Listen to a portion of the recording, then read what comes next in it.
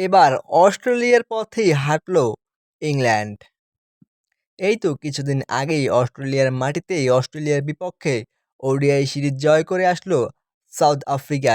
South আফ্রিকার বিপক্ষে প্রথম ২ ম্যাচ হেরে তৃতীয় ম্যাচে হোয়াইট ওয়াশের হাত থেকে বাঁচার জন্য সাউথ আফ্রিকার বিপক্ষে ৪০০+ রান করে বিশাল জয় তুলে নেয় অস্ট্রেলিয়া। এবং ঠিক সেই একই পথে হাঁটল এবার ইংল্যান্ডও সেম টু সেম সাউথ আফ্রিকার বিপক্ষে প্রথম ২ ম্যাচ হেরে আগেই সিরিজ হারিয়ে ফেলে এবং তৃতীয় ম্যাচে হোয়াইট ওয়াশের হাত থেকে বাঁচার জন্য সাউথ আফ্রিকার বিপক্ষে করে বসে ৪০০+ রান, যেখানে ২ ব্যাটার করেন সেঞ্চুরি, জো রুট এবং জ্যাকব বেথেল।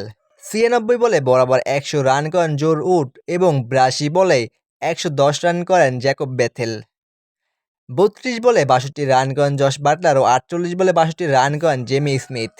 আফ্রিকানদের হয়ে বোলিংয়ে কোনো বোলারই তেমন কোনো সুবিধা করতে পারেননি ভালো বোলিং করতে।